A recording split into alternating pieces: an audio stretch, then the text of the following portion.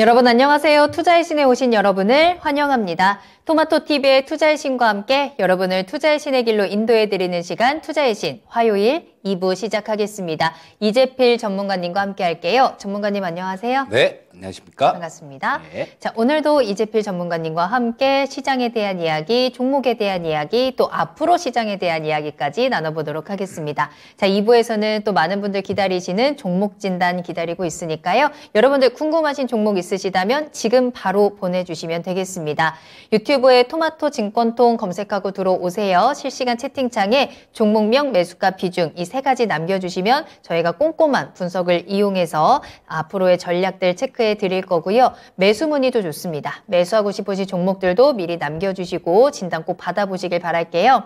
자, 그리고 전화 상담도 열어두겠습니다. 02-325-8200번 325-8200번으로 문의 전화 주시면 전문가님과 직접 이야기 나누시면서 답답했던 부분들, 고민들 모두 다 속 시원하게 해결해 가시길 바랄게요. 자, 그러면 2부 출석 체크도 간단하게 하고 저희 종목 진단 또 바로 출발하도록 하겠습니다. 호박님 오셨네요. 벙벙님께서도 2부 출석 다시 하시고요. 봄님과 진달래님, 화양연하님 또 반갑게 손 흔들어주고 계시네요. 잘 오셨습니다. 또 한강님 오늘도 화이팅 외치시면서 등장하셨고요. 기다림님, 또 수기예요 님께서도 종목 남겨주고 계십니다. 행복하자님도 함께 해주고 계시고 서당계 1년차님 아직 계시는 거죠. 자, 그리고 WTN님께서도 출석 체크하도록 하겠습니다. 방구석 챔피언님도 오셨네요. 모두 환영하고요. 궁금한 내용들 많이 남겨주시길 바라겠습니다. 자, 그러면 여러분들의 종목 진단, 우리 상담을 신청받으면서 그 사이에 오늘장을 먼저 정리를 좀 해봐야 될 것 같은데 전문가님 오늘장 분위기 어땠을까요? 오늘 같은 경우는 뭐 특별한 그런 이슈들은 없었죠. 뭐 SVB가 좀 이렇게 해결됐다라는 거, 인수됐다라는 거 그런 부분들이 있었는데 요것도 마찬가지로 미국 시장 그러니까 어제 장 초반에 좀 나온 부분들이라서요. 뭐 좀 움직였다가 오후장에는 미국 시장이 장 마감 무렵에는 좀 밀리는 형태로 그렇게 마감됐었는데요. 자, 오늘 시장은 지금 뭐 순전히 외국인들 선물 플레이 때문에 이렇게 된 거다라는 생각입니다. 이게 지금 보시면 이 외국인들이 이 거래량이나 거래대금 뭐 이런 부분들이 보게 되면 이쪽이 선물시장 쪽이 굉장히 커요. 그래서 완전히 지금 뭐 우리나라 선물시장 같은 경우는 외국인들의 장악이 돼 있고 현물시장 같은 경우는 뭐 이게 현물시장에 따라서 선물시장이 이렇게 움직이는 게 그게 정상인데요. 반대입니다. 선물시장의 뭐 수급에 따라서 현물시장이 이렇게 막 계속 흔들리는 모습이 나오는데요. 어떤 날은 보면 뭐 이유도 없이 뭐 이건 뭔 일이 났나 싶을 정도로 주가가 빠질 때도 있고요. 오늘 같은 경우는 좀 되게 특이했었어요.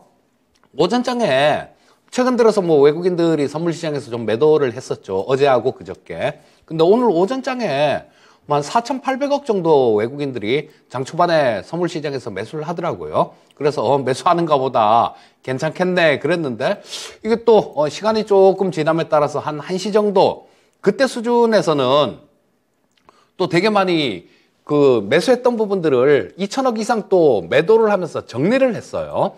그래서 1시 정도에는 뭐 한 2,500억 정도 순매수로 잡히더니 단타 치나 보다 그랬었는데 오후장 들어서 굉장히 무섭게 외국인들 선물 매수가 막 들어왔습니다.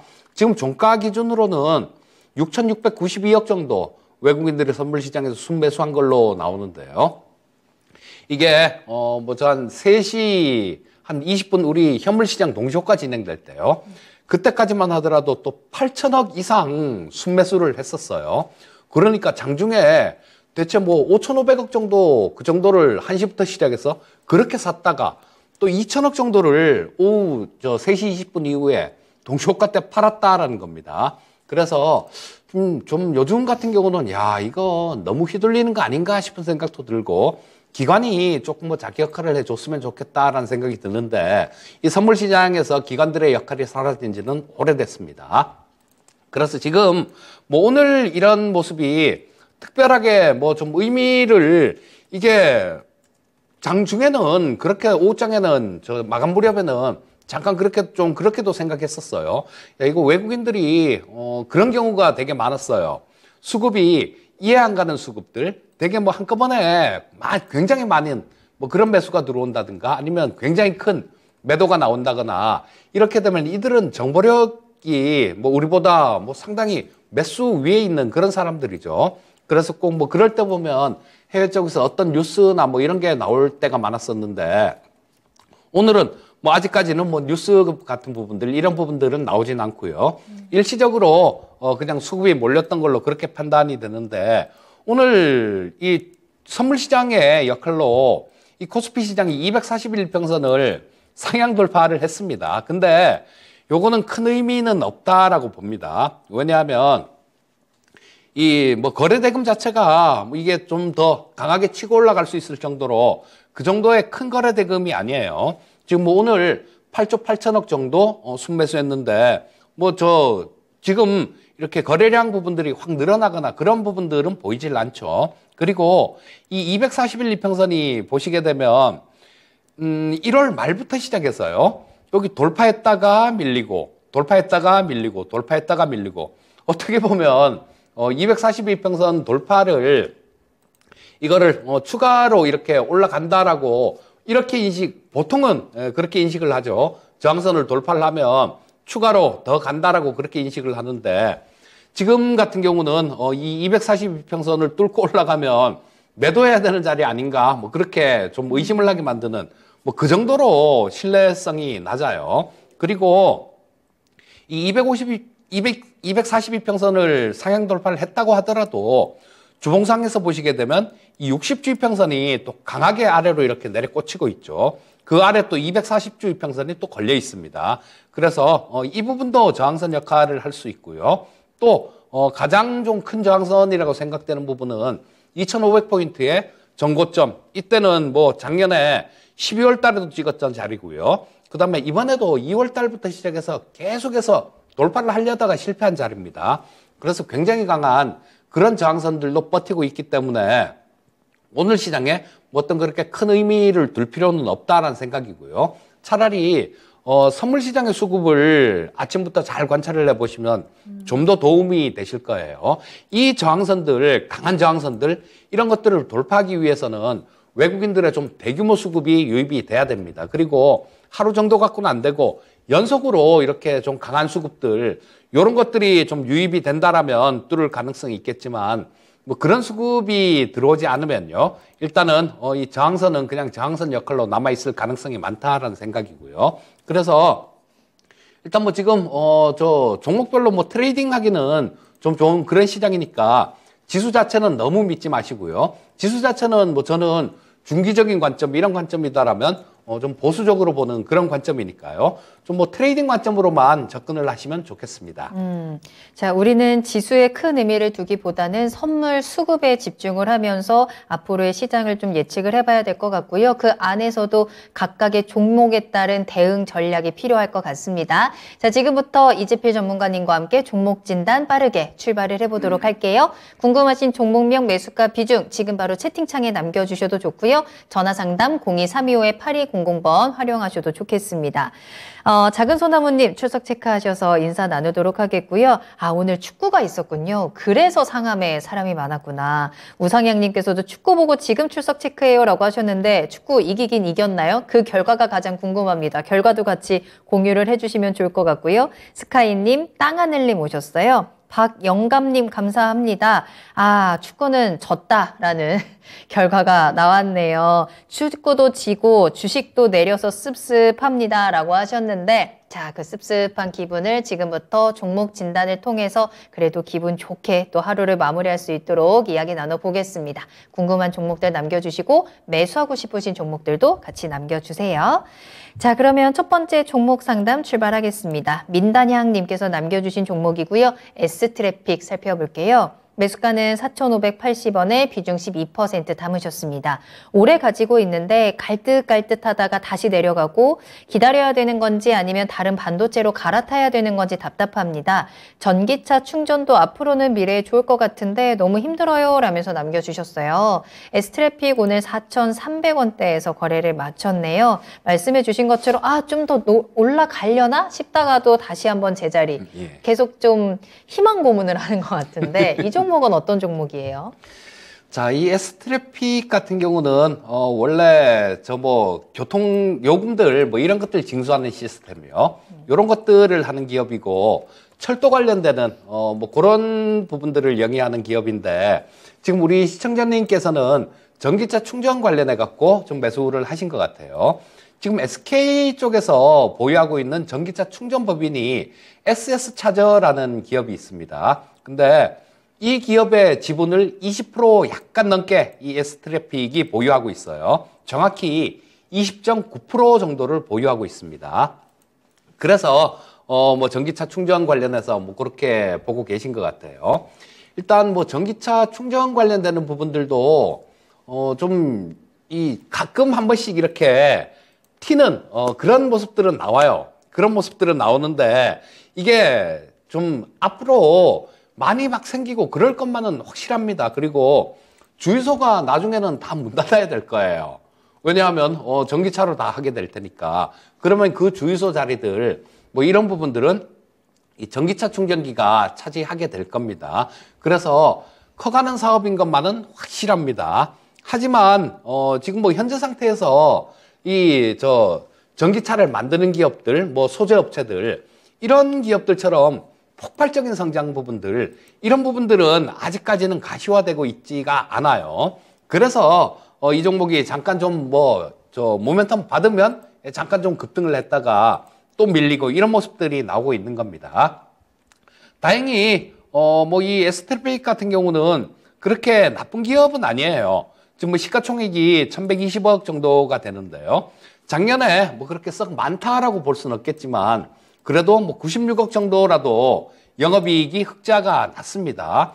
뭐 부채 비율이 조금 높은 게 161% 정도 되니까 부채 비율이 조금 높은 게 그게 흠이긴 한데요. 뭐 일단 뭐 요 정도 수준이다라면 뭐 괜찮은 뭐 그런 상황이다라고도 볼 수 있을 것 같아요. 자, 그리고 뭐 좀 흑자가 이렇게 좀 나면 배당도 좀 해주고 그러면 좋은데 뭐 배당이라든가 이런 부분에 대해서는 좀 인색한 그런 기업입니다. 자, 우리 시청자님께서 반도체 관련되는 걸로 조금 갈아탈지 답답하다 이렇게 말씀을 해주셨는데요. 일단 뭐 그것도 방법 중에 하나가 되긴 될 것 같습니다. 지금 이따가 미니 강의 시간에 반도체 관련되는 그런 얘기를 좀 말씀을 드릴 건데요. 일단 그쪽이 업황 자체가 뭐 삼성전자나 뭐 SK하이닉스 1분기 실적 굉장히 좀 안 좋게 나올 것 같고요. 오늘 저녁에 미국 쪽에서는 마이크론 테크놀로지의 실적 발표가 예정이 돼 있는데요. 아마 지금 뭐 이번에도 적자가 날 겁니다. 그러면 마이크론은 2분기 연속 적자를 기록하는 셈이에요. 자, 그래서 업황 자체는 지금 현재 상태는 되게 안 좋은데 이게 업황 자체가 되게 안 좋다라는 거는 주가 자체가 바닥권 근처에 있는 뭐 그런 상황이다라는 생각이에요. 그리고 우리 시청자님께서도 조금 답답하시겠지만 지금 아마 상당히 많은 분들이 이렇게 조금 답답하실 거예요. 저 보면 뭐 지수는 괜찮은 것 같긴 한데 특히 뭐 코스닥 시장 같은 경우는 뭐 지수는 좀 이렇게 맨날 좀 올라오는데 오늘 같은 경우는 상승 종목이 좀 많았지만요. 지난주 내내 그랬습니다. 지난주도 하루 정도 빼고 하락 종목 수가 대부분인 그런 종목, 그런 시장이었어요. 그러니까 상대적으로 소외감을 굉장히 많이 느끼는 그런 시장입니다. 뭐 에코프로 쪽이나 아니면 LNF 이런 2차전지 소재 쪽들 이런 쪽만 굉장히 강하게 끌어올린 그런 시장이었기 때문에 아마 우리 민단장님처럼 느끼고 계신 분들이 상당 부분 많이 계실 걸로 생각돼요. 자, 근데 뭐 지금 이 좀 급등하는 쪽 이런 쪽으로 갈아타는 거는 만약에 2차전지 소재 쪽으로 갈아탈까요? 라고 물어보셨으면 제가 반대입니다 라고 말씀을 드렸을 텐데요. 반도체 쪽 같은 경우도 지금 이제 업황을 바닥을 찍고 좀 하반기나 뭐 그때부터 약간 좀 나아질 수 있는 그런 부분들이기 때문에 뭐 그것도 방법 중에 하나다라는 생각이 들고요. 좀 아쉬우시면 그렇게 하셔도 좋을 것 같아요. 조금 보유하고 계시다가 이 가끔가다 한 번씩 뉴스가 나오거든요. 전기차 충전기 관련해 갖고 뭐 테마로도 이렇게 형성이 되기도 하고요. 그러니까 그런 부분들이 딱 나오면 그때 정리하고 반도체 쪽으로 갈아타는 전략도 괜찮겠다. 뭐 이렇게 말씀드리겠습니다. 네, 이 전기차 충전이라는 게 아직 현실적으로 우리가 체감할 수 있는 이슈는 아닐 것 같습니다. 조금 더 미래에 긴 시점에 다가올 이슈일 것 같고 따라서 이 모멘텀이 확실하게 주가를 끌어주기까지는 조금 더 시간이 필요할 것 같아요. 반도체 쪽으로 갈아타는 전략에 대해서는 찬성 의견 주셨고요. 조금 더 이제 이슈가 나오면서 반등이 나올 때 매도하시고 그 타이밍 잡아보셔도 좋겠습니다. 자, 이재필 전문가님과 함께하고 있고요. 종목 진단 계속해서 이어가겠습니다. 여러분 지금 바로 남겨주세요. 채팅창에 종목명, 매수가, 비중 딱 3가지만 남겨주셔도 좋고요. 구체적인 궁금증들 같이 남겨주시면 조금 더 자세한 상담 해보도록 하겠습니다. 자, 그러면 다음 상담 이야기 나눠볼까요? 전화 연결하겠습니다. 시청자님 안녕하세요. 안녕하세요. 수고하셨습니다. 네, 안녕하세요. 반갑습니다. 예. 네, 자, 어떤 종목 궁금하세요? 삼성 SDI요. 좋습니다. 매수가랑 비중 어떻게 되세요? 73만 원에 20%요. 73만 원에 20%. 오, 알겠습니다. 어떤 게 가장 궁금하실까요? 이거 묻어둘까 하는데 들어도 되냐고 해서 묻어두고 싶으세요? 쭉 가져가시면서. 아, 알겠습니다. 삼성 SDI 앞으로의 전망이 어떨지 한번 체크를 해봐야겠네요. 전문가님과 이야기 나눠보세요. 예, 시청자님 안녕하세요. 네, 수고 많으십니다. 예, 반갑습니다. 예. 자, 뭐 좋은 생각이세요. 묻어도 되세요 이거? 예, 좋은 생각이신 것 같아요. 지금 저 2차 전지 관련주들이 굉장히 좀 많이 올랐는데요. 우리 시가총액을 한번 살펴볼게요. 삼성 SDI가 지금 50조 약간 안 됩니다. 지금 49조 6천억 정도가 되는데요. 이 양극재 3사들 합치면 뭐 3사까지도 아니고 에코프로하고 에코프로 BM 그리고 포스코 케미칼 요거 시가총액만 살펴보더라도요. 포스코 케미칼이 한 20조 5천억 정도 됩니다. 그리고 에코프로 BM이 21조 9천억 그러니까 22조네요. 그리고 에코프로가 저 한 11조 정도 돼요. 그렇게 되면 이 세 기업만 하더라도 시가총액이 50조가 훌쩍 넘어가죠. 자, 요거는 조금 양극재 쪽들, 소재 쪽들이 좀 고평가돼 있다라고 봐야 되고요. 이 셀 업체들 같은 경우는 그러니까 2차 전지 만드는 기업들이요. 이런 기업들 같은 경우는 상대적으로 좀 이렇게 그렇게 좀 많이 올라오지 못한 그런 상황이에요. 하지만 지금 오늘도 뉴스 나오는 것들 보면 유럽 쪽에서는 2035년 정도에 2035년까지 내연기관차는 완전히 퇴출을 시킨다라고 얘기를 합니다. 그리고 이런 지금 미국 쪽도 마찬가지로 이런 것도 일단 기술 패권 전쟁 중에 하나다라고 봐요. 중국 쪽에서 뭐 이렇게 배터리 쪽에 굉장히 강한 그런 측면을 갖고 있죠. 뭐 우리나라 배터리 업체들 3사 다 합쳐도 CATL한테 안 된다라는 뭐 그런 얘기도 하고 그러는데요. 일단 중국 쪽은 미국 쪽에서 완전히 배제시키려고 그렇게 마음을 먹고 있습니다. 뭐 뒤에서 뭐 합작법인 좀 편법을 이용해서 하려는 그런 움직임도 있긴 하지만요. 그래도 이 성장해 나갈 수 있는 쪽은 이쪽이다라고 봅니다. 지금 중국 쪽하고 우리나라 기업들하고 가장 큰 차이점은 뭐냐면요. 중국은 주로 하는 배터리가 인산철 배터리라고 좀 저가 제품이에요, 요거는. 그리고 우리나라는 삼원계 배터리라고 얘기를 하는데 요거는 좀 이 에너지 밀도도 높고 그래서 좀 더 고급 차종에 많이 쓰입니다. 그런데 이 인산철 배터리 같은 경우도 우리나라도 이제는 만들려고 하고 있어요.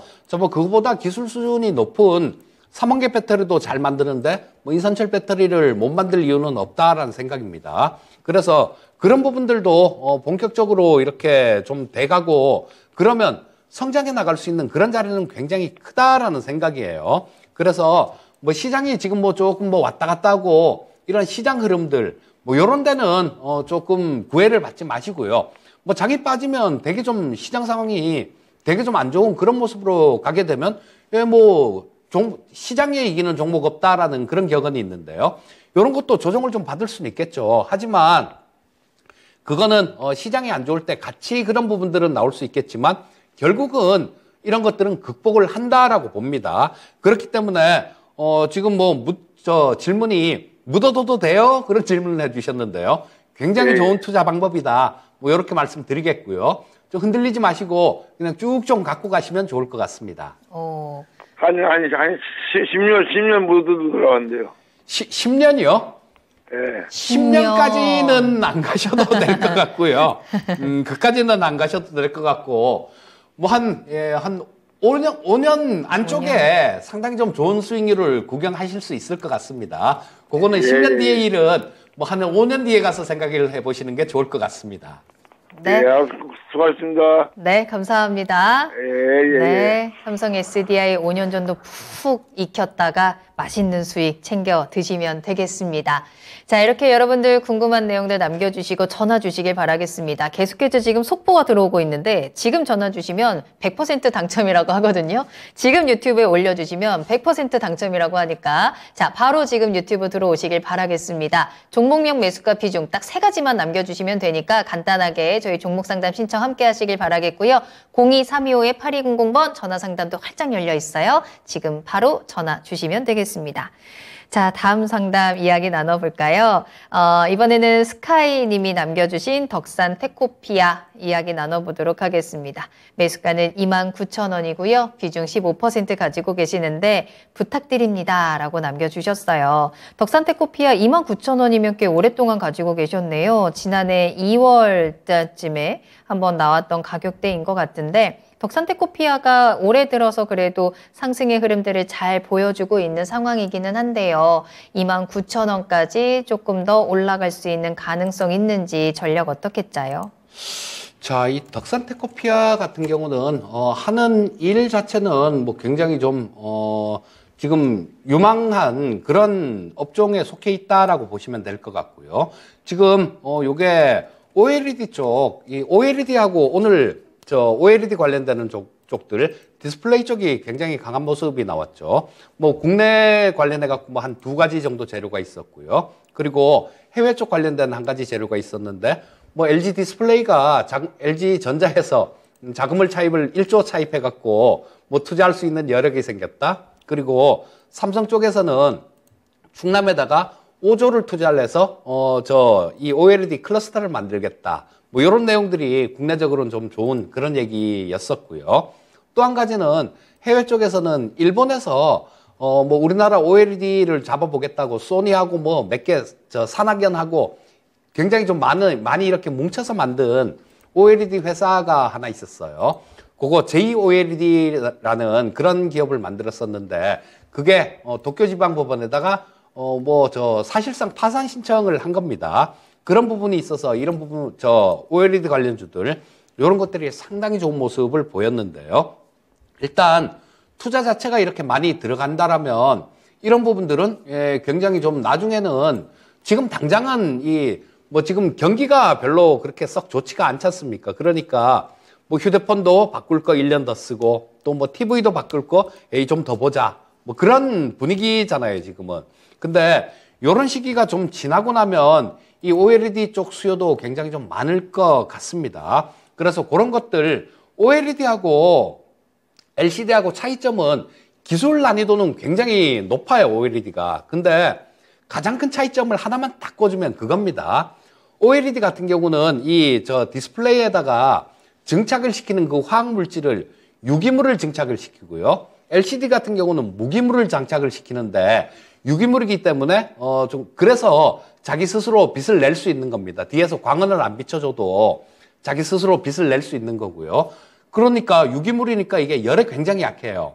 그래서 기술 난이도가 굉장히 높습니다. 아마 일본 쪽이 그거를 이 열에 약하기 때문에 그것 때문에 수요를 이렇게 높이지 못해서 아마 사실상 도산한 게 아닌가 싶은 생각이 들어요. 중국 쪽이 좀 이렇게 쫓아오고 있긴 하지만요. 아직까지는 우리나라 쪽에 그렇게 좀 위협이 될 만한 그런 기술력은 갖고 있진 않아요. 그래서 당분간은 아마 삼성 디스플레이하고 LG 디스플레이 이 투톱 체제가 어느 정도는 좀 유지되지 않을까 싶은 생각이 듭니다. 그래서 이쪽이 좀 투자를 늘리게 되면 이 덕산테코피아 같은 경우도 괜찮아진다라고 보셔야 될 거고요.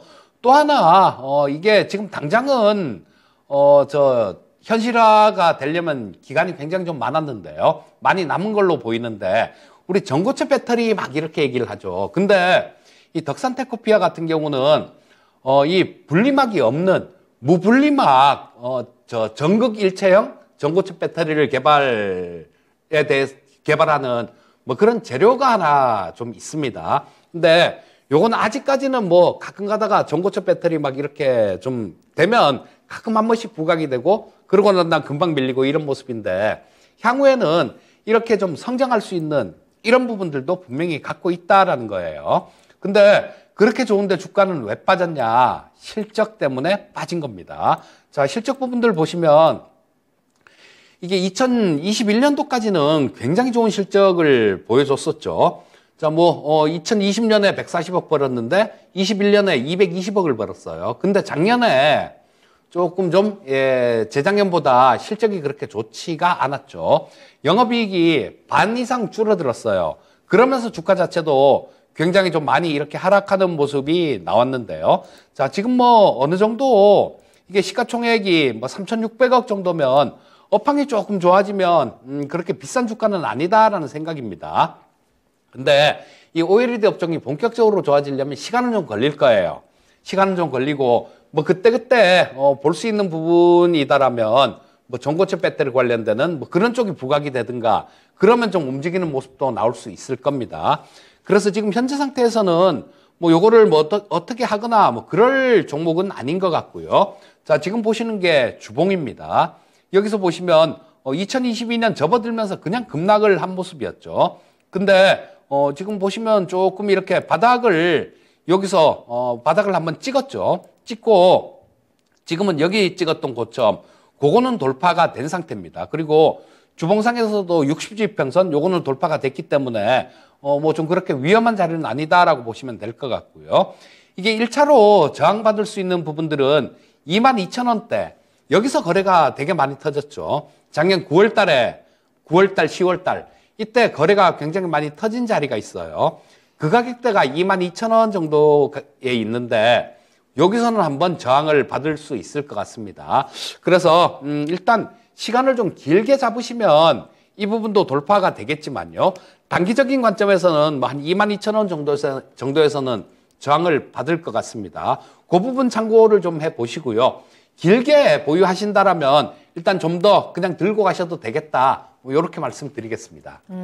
자, 일단 단기적으로는 22,000원을 기준으로 해서 한번 대응 전략 고민을 해보시면 좋을 것 같고요. 장기적으로는 길게 가져간다면 조금 더 보유해도 괜찮다라는 부분까지 참고하시길 바라겠습니다.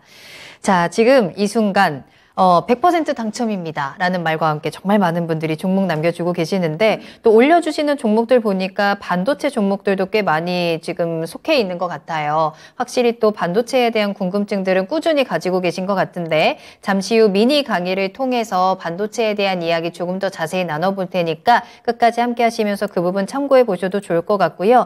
다만 또 저희가 최대한 골고루 여러 가지 종목들을 상담해 드리기 위해서 최근에 상담됐던 종목들은 제외될 수 있다는 점 양해를 부탁드리면서 만약에 오늘 당첨이 되지 않았다면 한번 저희 토마토증권통 유튜브 들어오셔서 종목 검색해 보세요. 최근에 해드렸던 상담 내용들이 올라와 있을 겁니다. 그 부분도 함께 참고를 해보시기를 부탁드리겠습니다. 광현선님, 투투트레인님, 박살내지아님, 타이거한님, 그리고 우리 작은 소나무님께서도 올려주셨고 보르테님, 김수키님, 오늘도 푸른 하늘님, 고고님, 찌유공주님까지 너무나도 많은 종목도 지금 올라오고 있는데요. 저희가 하나씩 확인하면서 빠르게 종목 진단 계속해서 해보도록 할게요. 전화 주시면 조금 더 자세한 이야기 가능하니까요. 02325-8200번도 많은 이용 부탁드리겠습니다.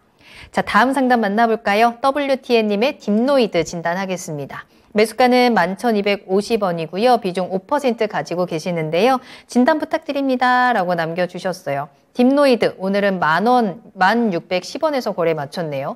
AI 관련주, 챗 GPT 관련주들 워낙에 급등을 했었던 종목이기 때문에 이 종목도 15,000원까지 올라갔다가 지금은 살짝 조정 구간에 있는 것 같은 모습이 보이거든요. 앞으로 어떤 전략이 필요해요? 딥노이드 전망 어때요? 자, 지금 챗GPT 관련해갖고 AI라는 명찰만 붙이면 상당히 좀 급등하는 그런 모습이 나왔던 게 최근 시장이었었죠.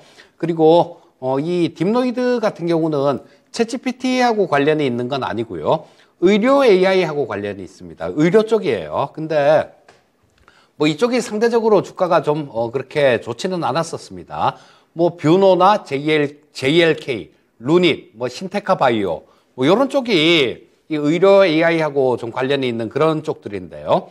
저 뭐 챗GPT 관련되는 쪽들은 굉장히 많이 움직였는데 이런 쪽은 이 딥노인드는 그래도 의료 AI 중에는 상당히 좀 강하게 많이 움직였던 그런 종목 중에 하나입니다. 근데 이런 부분들을 한번 생각을 해 봐야 될 것 같아요. 우리나라에 이 진짜로 뭐 AI하고 관련되는 그런 종목들이 자기들이 개발을 해서 그렇게 할 수 있는 기업들이 과연 몇 개나 될까? 그렇게 많지가 않습니다. 그리고 완전히 관련되는 뭐 이런 쪽들도 그렇게 많지는 않아요. 그래서 이 의료 AI 같은 경우도 상당히 뭐 혁신적인 그런 부분들도 있긴 있어요. 한 가지만 예를 들어 드리면 저 IBM 쪽에서 왓슨이라는 AI가 있거든요. 근데 이거 지금 가천대 길병원에 가면 뭐 그게 있습니다. 근데 뭐 거창하게 막 이런 기계를 갖다 놓은 게 아니고요. 그냥 저 IBM 쪽에다가 계정을 한 개 이렇게 딴 겁니다. 그래서 그쪽 서버에 접속을 해서 뭐 이렇게 의료 행위를 하는 건데요. 그게 처음 들어왔을 때 그런 부분들이 있었어요. 의사 선생님들, 박사님들이요. 여러분들이 모여서 이제 암 환자 한 명을 놓고 이분한테 어떤 처방을 하면 좋을까라고 내놓은 거, 뭐 며칠 동안 이렇게 좀 의논을 하고 그래서 내놓은 처방하고 이 왓슨이 딱 해서 뭐 환자 상태, 그 다음 사진들, 그 다음에 뭐 저 성별, 몸무게 이런 것들 이렇게 입력을 하고 난 다음에 나온 결과하고 금방 나온 결과죠. 그거하고 동일했다라는 결과가 있었습니다. 그래서 향후에도 이런 쪽들 같은 경우는 굉장히 좀 많이 이렇게 성장을 할 수 있는 그런 섹터인 것만은 확실합니다. 근데 당장은 지금 뭐 이런 쪽에 굉장히 좀 당한 경우가 굉장히 많죠. 뭐냐 하면 제약바이오 쪽 특히 굉장히 많이 당했었잖아요. 예전에 뭐 좀 상장 폐지가 되는 그런 종목도 있고 뭐 거의 뭐 주가가 뭐 열토막씩 나는 그런 종목들도 많이 봤습니다. 그리고 이 AI 쪽 같은 경우도 좀 이렇게 주가를 이렇게 움직이고 막 그렇게 하려고 마음먹으면 재료는 되게 좋아요. 하지만 이게 좀 된다라는 그런 보장은 없는 그런 상황입니다. 그래서 그냥 트레이딩 관점 그때그때 좀 이렇게 저 시세가 나오면 저 뭐 뉴스라든가 뭐 이런 것들이 나오면 그때그때 트레이딩 전략으로 이렇게 접근을 하시는 게 좋다라는 생각이고요. 자, 뭐 지금 현재 상태는 한번 이렇게 강하게 좀 슈팅이 나왔다가 조금 좀 쉬는 그런 모습이 나오고 있죠. 자, 여기서 6,000원대 정도에서 15,000원대까지 슈팅이 한번 나왔습니다. 그리고 한번 쭉 조정을 받았다가 여기 찍은 저점 있죠. 자, 거기서 거의 뭐 쌍바닥 정도를 지금 좀 보여주려고 그런 노력은 보이는 종목이에요. 자, 근데 딥노이드 같은 경우도 이 가격은 지켜줘야 됩니다. 전에 찍었던 저점 이 가격대는 지켜줘야 돼요. 워낙 또 밑에서부터 이렇게 올라온 것도 보고 변동성 자체를 보면 굉장히 좀 심한 그런 부분이 있기 때문에 손절가는 꼭 좀 기억을 하셔야 될 것 같은데 1150원 정도 이 가격만 지켜주면 될 것 같습니다. 이 가격이 지금 뭐 생명선이라 생각하시고 좀 이렇게 두고 지켜보시는 게 좋을 것 같고요. 이 가격만 좀 안 깬다라면 또 이 AI가 완전히 죽은 건 아니에요. 지금 조금 좀 뭐 시들한 그런 부분들은 있지만 또 나중에 뭐 어떤 재료들 그리고 지금 현 정부에서는 이런 쪽 의료 관련해서 원격 진료라든가 뭐 이런 쪽에 대해서 규제를 상당히 좀 풀려고 하고 있는 것 같아요. 그렇기 때문에 정책적인 도움들 뭐 이런 부분들도 어느 정도는 기대를 할 수 있을 겁니다. 그래서 현재 상태에서는 일단 보유 의견을 말씀드리겠고요. 자, 지금 매수하신 가격이 11,250원. 11,250원이시네요. 네.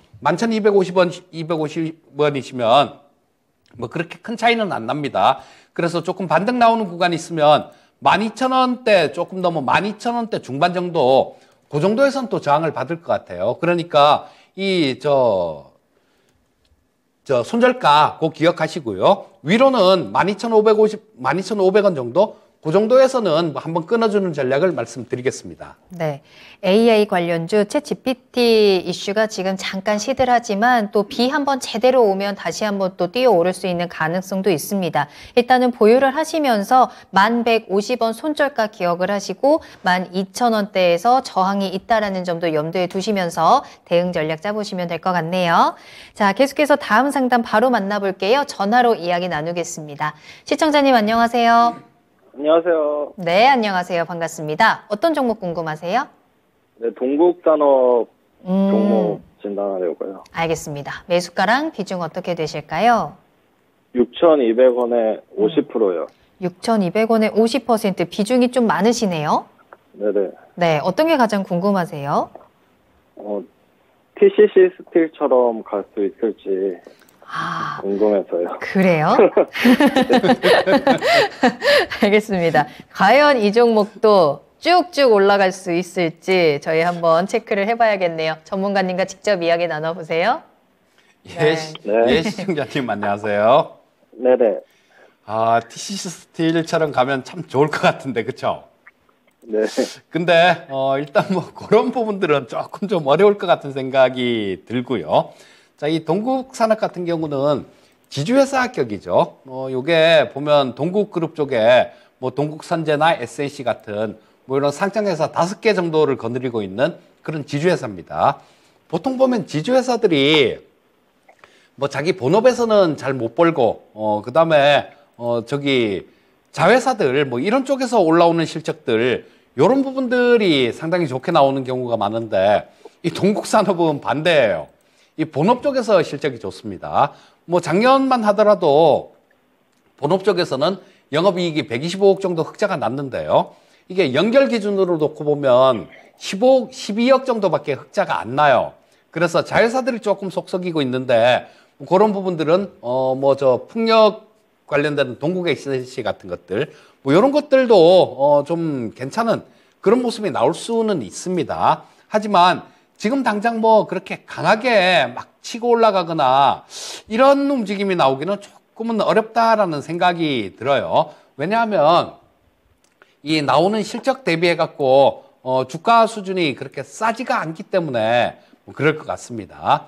자, 지금 저 높은 거 기준으로, 별도 기준으로 보더라도 영업이익이 125억 정도밖에 안 되는 그런 기업이에요. 근데 뭐 부채 비율은 상당히 낮기 때문에 굉장히 안정돼 있는 회사인 것만은 확실합니다. 그래서 지금 뭐 현재 보면 우리 시청자님 매수하신 가격이 6,200원이시면 조금 쫓아간 듯한 그런 느낌이 좀 있어요. 이 밑에서 주식을 조금 바닥에서 사서 조금 기다리는 그런 전략이 훨씬 좋은데, 저도 이 주식을 오래 봐서 알지만요. 왜 그러시는지는 알아요. 왜 이렇게 쫓아가는지는 아는데, 금방 빨리 좀 이렇게 수익을 내고 싶어서 아마 그렇게 하시는 부분들이 많은데요. 일단 기술적으로는 지금 쌍봉 형태로 보셔야 돼요. 여기서 보시면, 자, 6,700원에 지금 여기서 9월 달에, 작년 9월 달에 고점을 찍은 자리가 있죠. 여기 거래량도 상당 부분 좀 많이 났습니다. 그러고 난 다음에 이거, 뭐 계속해서 이렇게 좀 고생을 시키다가 지금, 그 작년 9월 달 자리 근처 정도 이까지 좀 왔기 때문에요. 지금 이 종목 같은 경우는 빨리 뚫어줘야 됩니다, 이거를. 지금 뭐 현재 여기서 2차로 좀 이렇게 올라오면서도 지금 뭐 한번 또, 지금 여기 근처에서 좀 이렇게 왔다 갔다 하는 그런 모습이 나오고 있죠. 이렇게 조금 꾸물거려서는 전에 있던 매물들, 이런 매물들을 소화하기가 힘듭니다. 그리고 또 보시게 되면 기관들 쪽에서도 매수가 좀 많죠. 그리고 외국인들 쪽에서도 최근 이틀 동안 좀 매도하고 있는 모습입니다. 그래서 일단 뭐 한 며칠 정도는 더 지켜보는 것도 괜찮을 것 같아요. 만 이번 주 정도까지는 이 전고점을 좀 뚫는지 그건 확인을 할 필요는 있어 보이고요. 자, 이번 주에도 만약에 전고점을 뚫지를 못하고 뭐 조금 이렇게 옆으로 횡보를 하거나 왔다 갔다 뭐 이렇게 등락만 거듭한다라고 뭐 그런 움직임이 보이면 이 가격대는 저항대다라고 보셔야 될 것 같습니다. 비중도 시청자님 너무 높으세요. 일단 뭐 조금 왔다 갔다 하는 과정에서 본전 근처 정도 뭐 그 정도까지 오면 한 30% 정도는 덜어내시고요. 그러고 난 다음에 나머지 부분도 조금 확인해 가면서 대응하시면 좋을 것 같고요. 저는 개인적으로 만약에 제가 시청자님이라면 뭐 이렇게 쌍봉 근처에 와 있는 종목들, 이런 종목들은 투자를 하지 않을 것 같고요. 자, 근데 일단은 뭐 요번 주까지만 보세요. 요번 주까지만 보시고 만약에 정고점 이 6,700원이라는 자리를 확실히 뚫어줘야 됩니다. 이 자리를 뚫지 못하는 모습이 나오면 그때는 뭐 일단 정리하고 보는 전략을 말씀드리겠습니다.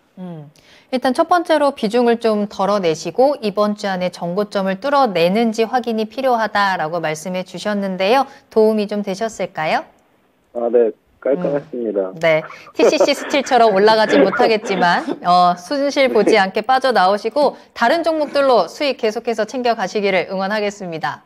네. 네, 전화 주셔서 감사합니다. 네. 굉장히 유쾌하게 또 상담을 마무리하셨네요. 자, 계속해서 다음 상담 이야기 나눠볼 거고요. 궁금한 내용들 남겨주시길 바라겠습니다. 이번에 만나볼 종목은 오픈엣지 테크놀로지를 살펴볼 거고요. 유튜브에서 화양연화님께서 남겨주신 종목입니다. 매수가는 25,800원에 비중 15% 가지고 계시는데요. 오픈엣지 테크놀로지 22,700원에 거래 마쳤고요. 이 종목은 어떤 종목일까요? 자, 이 종목이 오픈엣지 테크놀로지하고 코난 테크놀로지 이 두 종목이 챗 GPT 관련되는 종목으로 엮여서 가장 좀 강하게 움직였던 그런 종목들입니다. 원래 처음에 시작은 이 두 종목이 시작했어요. 오픈엣지하고 코난 테크놀로지. 자, 근데 이 오픈엣지 테크놀로지 같은 경우는 NPU라고 얘기를 하죠. 요게 신경망 처리하는 그 시스템하고 IP하고 통합된 뭐 그런 반도체를 얘기를 하는 건데요. 이 반도체를 설계하는 데 필요한 IP, 설계 자산이요. 그거를 지금 개발을 하고 있는 그런 상황입니다. 그렇기 때문에 일단 매출 자체는 거의 안 나와요. 자, 뭐 작년에 재작년에 52억 정도 났고 뭐 작년에도 100억 정도가 나왔으니까 매출액 같은 경우는 이게 시가총액이 한 4,800억 정도, 5천억 가까이 되는 회사가 매출액이 100억이다라면 조금 뭐 거의 안 나오는 걸로 봐야 되겠죠. 자, 그래서 지금 가끔 이게 이렇게 좀 많이 부각이 되는 경우가 있는데요. 일단은 확실한 건 없습니다. 확실한 건 없고 우리나라에서 이렇게 챗GPT하고 관련되는 기업들 뭐 굳이 좀 찾으라고 이렇게 하면요. 실제로 좀 이렇게 연결이 될 수 있는 부분들은 있어요. 지난주에 목요일 날 진짜 쉬운 진단에서 제가 저 특징주로도 말씀드리고 끝날 때도 마찬가지로 서두에 말씀드렸던 이수페타시스 같은 것들 이런 것들 좀 보시면 좋겠습니다라는 말씀을 드렸었는데요. 지난주 목요일 날이었죠. 근데 그게 오늘 15% 정도 올라왔는데 그런 것들은 관련이 있어요. 왜냐하면 서버를 많이 구축을 해야 되니까 뭐 거기 서버에 들어가는 고다층 PCB 같은 것들 뭐 이런 것들이 굉장히 많이 필요하게 되고 그게 지금 세계 2위 정도 되는 그 정도 위치에 있는 기업이니까 그런 것들은 뭐 이렇게 간접적으로라도 이렇게 관련이 있습니다. 근데 이 NPU 관련돼 갖고는 그 설계 자산을 개발하고 있는 기업인데요. 과연 나중에 얼마나 관련이 될 것인가 이런 부분들은 미지수입니다. 그래서 좀 그동안 올라온 게 있기 때문에 조금 우려도 되긴 돼요. 우리 전에 메타버스 관련해 갖고 뭐 엄청나게 올랐던 적이 있었잖아요. 재작년 정도일 겁니다. 메타버스 관련해 갖고 엄청나게 올랐었는데 그게 좀 이렇게 시들해지고 난 다음에 주가 자체는 굉장히 안 좋은 그런 국면으로 흘렀던 것들을 봤죠, 우리는. 그리고 또 마찬가지로 상장된 지도 2022년 9월 달에 상장이 됐으니까요. 9월 26일 날 상장이 됐으니까 이제는 6개월이 지났죠. 그러니까 이 기관들 상장 물량들 이런 부분들도 좀 출회가 될 때가 됐습니다. 그래서 너무 많이 올랐어요. 너무 많이 올라왔고 뭐 신규 상장 종목이라는 게 좀 시세를 믿을 수가 없는 경우가 많습니다. 그래서 조금 더 안정적으로 매매를 하셨으면 좋겠고요. 지금 기술적으로도 뭐 별로 좋은 자리는 아닙니다. 여기서 보시면 주가가 우상향으로 계속 올라갈 때는 뭐 매매를 해볼 수 있다라는 생각이에요. 뭐 여기서도 매매를 해볼 수 있다라는 생각인데 지금은 고점을 한번 찍고 저점도 찍고 그 다음에 이 고점을 찍는 자리에서 그 전고점을 넘기지 못하고 있는 자리다라는 거예요. 그래서 기술적으로도 조금 좀 그렇게 부담이 되는 그런 모습입니다. 자, 뭐 관련되는 종목들을 이거는 좀 빠져나오시는 게 좋겠다라는 생각이 들고요. 일단 상장되고 지금 6개월밖에 안 지난 회사예요. 최소한 한 1년 정도 있다가 나중에 관심을 가져도 될 것 같으니까 뭐 일단은 뭐 정리하고 나오시는 전략을 말씀드리겠습니다. 네. 오픈엣지 테크놀로지는 매도 의견으로 정리하겠습니다. 자, 이렇게 해서 이재필 전문가님과 함께 여러분들의 궁금증, 종목 상담 또 달려와 봤고요. 자, 지금부터는 미니 강의로 또 다른 이야기를 들어보도록 하겠습니다. 앞서서 말씀드린 대로 반도체에 대한 이야기를 들어볼 텐데요. 어떤 내용들, 어떤 포인트가 담겨 있을지 미니 강의 지금 바로 시작하겠습니다. 자, 오늘이 저희 화요일 날 투자이신 시간으로는 마지막이 되겠네요. 아마 저는 월요일 날 우리 시청자님들께서도 굉장히 반가워하실 것 같은 그런 분하고 같이 둘이서 좀 진행을 할 예정입니다. 2시간 동안 아마 진행을 하게 될 것 같아요. 그래서 지금까지는 시장에 대해서 되게 많이 말씀을 드렸잖아요. 시장에 대해서 되게 많이 말씀을 드렸고 또 이 시장에 대한 부분들은 이 미니 강의만 갖고는 이 시간이 너무 부족합니다. 그래서 제대로 설명을 드릴 수가 없는데 제가 내일부터 아마 배워야 산다를 할 거예요. 그러면 배워야 산다를 하기 때문에 거기서 좀 시장에 대해서 좀 많이 말씀드리기로 하고요. 오늘은 반도체 쪽 관련해 갖고 좀 말씀을 드리려고 합니다. 자, 반도체 쪽이 삼성전자하고 SK하이닉스 1분기 적자 예상 이렇게 제가 적어놨는데요. 엄밀하게 따지면 뭐 SK하이닉스는 적자지만 삼성전자는 전체 통으로 합치면 적자는 아닐 거예요, 아마. 지금 한 1조 5천억 정도 흑자가 날 것 같다라는 그런 예상치가 좀 나오고 있는데요.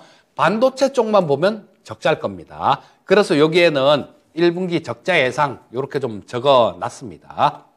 그리고 뭐 오늘 저녁에 이 미국의 마이크론 테크놀로지, 우리 저 메모리 반도체 1위가 삼성전자, 2위가 SK하이닉스, 그리고 3위가 미국의 마이크론 테크놀로지입니다. 이 마이크론 테크놀로지는 저 전에 실적 발표했을 때도 적자를 냈고요. 그렇기 때문에 이번에 적자가 나면 아마 2분기 연속 적자를 기록하게 될 겁니다. 근데 이게 꼭 적자 난다고 나쁜 거는 아닐 수 있어요. 왜냐하면 이 CEO 분도 그렇고 워낙 좀 우리 안 좋아요, 안 좋아요, 되게 안 좋아요 이런 얘기를 굉장히 많이 했거든요. 그리고 마이크론 같은 경우는 실제로 감산도 했죠. 그런 부분들이 있기 때문에 아마 2분기 실적이 적자가 나오더라도 그렇게 그거 자체만으로는 큰 충격은 없을 겁니다. 다만 어떤 부분이냐면 그 발표를 하고 난 다음에 향후의 전망치들 이런 부분들을 얘기를 하죠. 그러면 이쪽에서 향후 전망을 어떻게 얘기하느냐에 따라서 단기적인 주가는 우리나라 기업들도 단기적인 주가는 영향을 좀 받을 수가 있습니다. 근데 요 3분기 정도부터는 이 D램 쪽이 공급 부족 현상이 나올 가능성도 있다라는 뭐 그런 분석 자료도 좀 나와요. 그러니까 뭐 3분기부터 좀 좋아진다라고 뭐 그렇게 실제로 뭐 나중에 좀 가봐야 알겠습니다만 그렇게 된다라면 주가는 먼저 선행하는 습성이 있죠. 그렇기 때문에 주가의 선행성을 고려할 때는 뭐 이런 부분들에 대해서는 매수 가능한 영역이다라는 생각이 듭니다. 자, 보시면 이 가장 좀 크게 기대하고 있는 부분들이 아까 좀 잠깐 나왔던 챗GPT 관련되는 그런 부분이에요. 자, 이 챗GPT 같은 경우는 뭐 제가 인터넷에서 하나 그냥 캡처를 해왔는데요. 뭐 케이팝 미래에 대해서 어떻게 생각해? 그러니까 밑에 챗GPT가 이렇게 대답을 해준 그런 내용들이 있더라고요. 그래서 좀 캡처를 해왔는데 이런 부분들을 좀 잘 운영을 하고 만들려 그러면요. 자, 이 사양이 높은 고사양의 서버용 D램이 많이 필요합니다. 그렇기 때문에 이게 비싸죠. 마진도 높고요. 그래서 이런 쪽으로 좀 이렇게 수요가 많이 늘어날 거다라는 전망입니다. 그리고 뭐 지금 휴대폰 수요도 조금 살아날 거다 이런 얘기들도 있는데 그거는 뭐 좀 지켜봐야지 알 것 같고요. 자, 여기 보시게 되면 이 반도체 관련해서 수요를 조사하는 대만 쪽에 기관이 있습니다. 그쪽에서 나온 건데요. 이 D램 수요가 지금 여기 보시게 되면 1분기에는 뭐 공급이 훨씬 많죠. 위에 빨간 선이 공급입니다. 그리고 파란 선이 수요예요. 자, 그런데 공급은 점점 줄고 한 3분기 정도 가게 되면 여기서도 수요가 더 많은 걸로 그렇게 역전이 되죠. 그렇게 되면 뭐 이렇게 된다라면 반도체 가격들 이런 부분들은 상당히 좀 안정될 가능성이 많습니다. 그리고 이 서버용 D램 같은 경우는 뭐 D램이 굉장히 좀 중요한 그런 역할을 할 수가 있어요. 물론 뭐 이런 것들을 계산을 하고 연산을 하고 이런 것들은 시스템 반도체 쪽에서 할 겁니다. 자, 근데 D램 수요도 좀 늘어날 수 있다라는 거. 그렇다면 아까 장에서 말씀드렸듯이 이 반도체 섹터들 같은 경우는 조금 주가의 선행성을 고려해 보면 바닥권일 가능성이 많다라고 그렇게 보시면 될 것 같고요. 자, 근데 뭐 저는 이쪽 뭐 메모리 반도체 쪽보다 비메모리 반도체 쪽에 더 신경을 써야 라고 생각하는 사람 중에 하나예요. 지금 삼성전자가 용인의 반도체 클러스터를 조성을 한다 그러죠. 2042년까지 300조를 투자하겠다라는 얘기를 했습니다. 물론 뭐 또 시간이 지나면 어떻게 바뀔지 몰라요. 뭐 이게 금액이 뭐 좀 더 줄어들 수도 있고 뭐 또 늘어날 수도 있고 뭐 그런 부분들은 있을 텐데 어쨌거나 지금 현재 상태에서는 이런 목표를 세우고 발표를 했습니다. 자, 이 목표는 뭐냐면요. 비메모리 반도체의 생산 기지를 확보하는 겁니다. 지금 삼성전자가 가장 쫓아가고 싶어 하는 기업이 대만의 TSMC죠. 근데 지금 못 쫓아가는 이유는 크게 두 가지로 봅니다.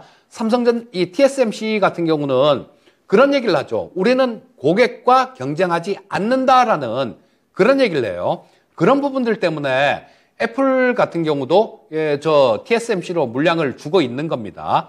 자, 뭐 경쟁을 할 수 있는 그런 기업한테 뭐 실제로 도용을 하고 그러진 않겠지만요.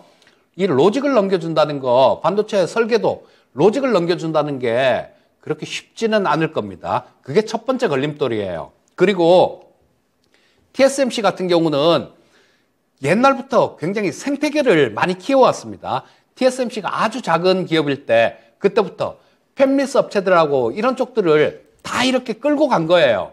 그래서 지금은 그쪽에 생태계가 완전히 구축이 돼 있습니다. 하지만 우리나라 같은 경우는 큰 나무가 있으면 그 밑에는 작은 나무는 살 수가 없죠.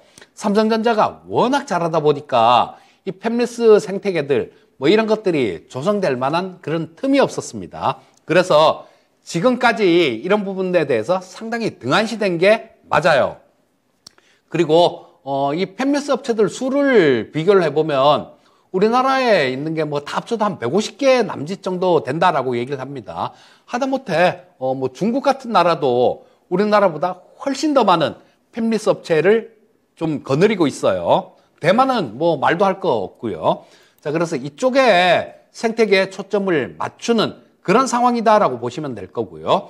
자, 뭐 그 생태계 중심에는 뭐 이런 종목들이 있을 수 있죠.